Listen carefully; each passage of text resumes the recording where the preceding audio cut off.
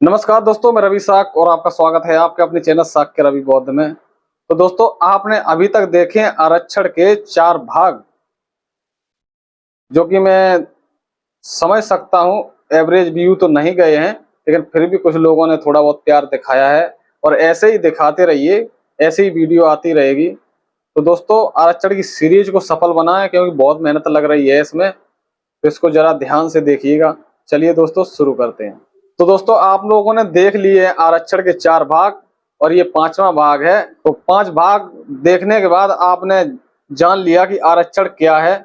आरक्षण छीने गए अधिकार की वास्तविक पुनः प्राप्ति का प्रयास है। अधिकार पुनः प्राप्ति की व्यवस्था संवैधानिक है, अतः इसके सही तरीके से लागू होने की परिस्थितियां वर्तमान में संविधान चलाने वालों की मनोदशा और कटिबद्धता पर निर्भर करती है। जिस प्रकार गाड़ी के सही संचालक के लिए ड्राइवर जिम्मेदार होता है, मालिक नहीं, उसी प्रकार संविधान के विफल होने की जिम्मेदारी भी उसके चलाने वालों की है, संविधान निर्माताओं की नहीं। बाबा साहब डॉक्टर भीमराव अंबेडकर जी ने संविधान सभा में कहा भी था कि संविधान कितना भी अच्छा हो, यदि इसे चलाने वाले बुरे होंगे तो संविधान भी बुरा साबित होगा। संविधान कितना भी बुरा हो, किंतु इसे चलाने वाले अच्छे होंगे तो संविधान भी अच्छा साबित होगा। अतः संविधान के उपबंधों की सफलता उसके संचालनकर्ताओं के मानसिक उज्ज्वलता पर निर्भर करती है। एक उदाहरण देता हूं। संविधान में आपातकालीन व्यवस्था की गई थी ताकि देश की विपत्ति काल में तीव्रता से बचाया जा सके, किंतु 1975 में इंदिरा सरकार ने इसी उपबंध का दुरुपयोग कर अपने राजनीतिक प्रतिनिधियों को धाराशायी करने का प्रयास किया। कार्य संवैधानिक तो था, किंतु मंशा असंवैधानिक थी।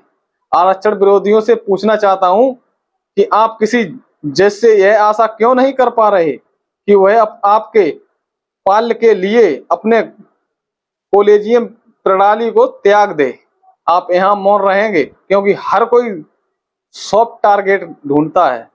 एक दलित के लिए आरक्षण प्राप्त उसके भाई से अधिक सॉफ्ट टारगेट क्या हो सकता है? क्या आरक्षण से आयोग का चयन हो रहा है?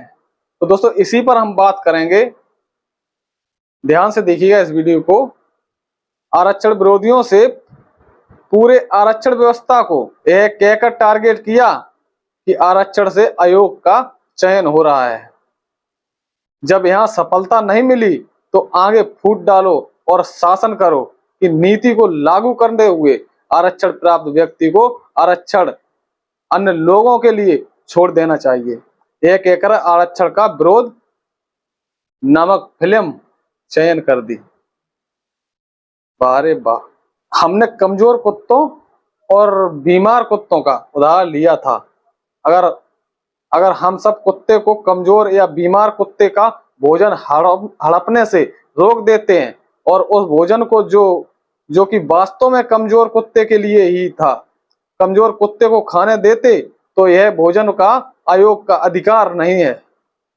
यह भोजन के लिए वास्तविक योग्यताधारी, आवश्यकताधारी का चयन है। मान लीजिए आनंद आरक्षित वर्ग से एक डॉक्टर है। वे स्वयं जब पहली बार आरक्षण का लाभ लेने के लिए प्रतियोगिता में बैठे होंगे तो उस समय भी किसी दलित का एक अंक कम होने के कारण चयन नहीं हो पाया होगा। तो क्या डॉक्टर आनंद को उस कंपटीशन में बैठना ही नहीं चाहिए था?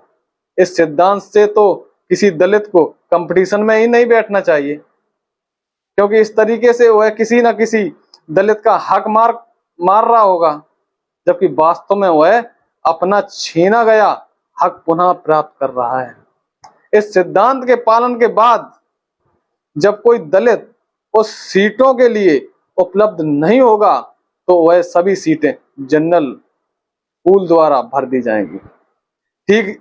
ठीक ऐसे जैसे एनआरआई सीट पर अभ्यर्थी पूर्ण न होने पर उनके सीटों को जनरल पूल द्वारा भर दिया गया है, अर्थात उन पर जनरल के अभ्यर्थियों का चयन कर लिया जाता है। तब आरक्षण विरोधियों के कलेजे में ठंडक मिलती है। उत्तर प्रदेश में प्राथमिक विद्यालयों में 69,000 प्राथमिक शिक्षकों की भर्ती के प्रकरण को ही देख लीजिए। लगभग 6,000 पिछड़े वर्ग की आरक्षित सीटों पर जनरल अभ्यर्थियों की नियुक्ति कर ली गई। एक दलित से दूसरे दलित के लिए आरक्षण छीनने की वकालत करने वालों, क्या आप बताएंगे कि सवर्णों द्वारा 6,000 पिछड़ों की सीट को हथिया लेना किस भाई के लिए आरक्षण छोड़ने के सिद्धांत का पालन करता है? 6,000 सीटों पर सवर्णों के चयन से, जो कि पिछड़े वर्ग की सीट थी, किस प्रकार अन्य पिछड़े भाइयों का भला हुआ? क्योंकि यह सीटें तो थी पिछड़े वर्ग की ही। नियमानुसार इन सीटों पर किसी अन्य पिछड़े वर्ग के अभ्यर्थियों का ही चयन होना चाहिए था, लेकिन चयन किसका किया गया? कुछ कहने की जरूरत नहीं है, बस आप थोड़ा सा वह कहानी याद कीजिए, परिवार आ और परिवार बा वाली। आप समझ जाएंगे कि परिवार बा की रोटी किसने खाई। आरक्षण विरोधियों का यही वास्तविक चेहरा है, जिसे आरक्षित वर्ग को बड़ी ही होशियारी से समझना होगा। क्या इतिहास में कभी इस घटना का जिक्र आएगा? और कभी परिवार बा के वंशज समझ पाएंगे कि परिवार आ के लोगों ने परिवार बा के 6,000 लोगों के हिस्से की रोटियां गायब कर दी थी? क्या गारंटी है कि पवन कुमार एक दलित की लड़की का चयन MBBS कोर्स में हो जाने पर वह लाखों रुपए की फीस चुका पाती, जैसा कि निर्धनता लगभग हर दलित समुदाय की समस्या है? तब यदि वह भारी भरकम फीस चुका ना पाने के कारण आत्महत्या कर लेती, तो उसका जिम्मेदार किसे दिखाया जाता? हे आरक्षण विरोधियों, आपकी नजर में इसका जिम्मेदार पवन कुमार किसे ठहराता? तो दोस्तों, वीडियो कैसी लगी कमेंट बॉक्स में आके जरूर बताएं। और इस वीडियो को देखने वाले अगर आपको कोई सवाल हो तो सवाल कमेंट बॉक्स में डाल सकते हैं। मैं कोशिश करूंगा आपके सवालों का जवाब देने की। चलिए दोस्तों, मिलते हैं अगली वीडियो में। तब तक के लिए नमो बुद्धाय, जय सम्राट अशोक, जय भीम, जय भारत।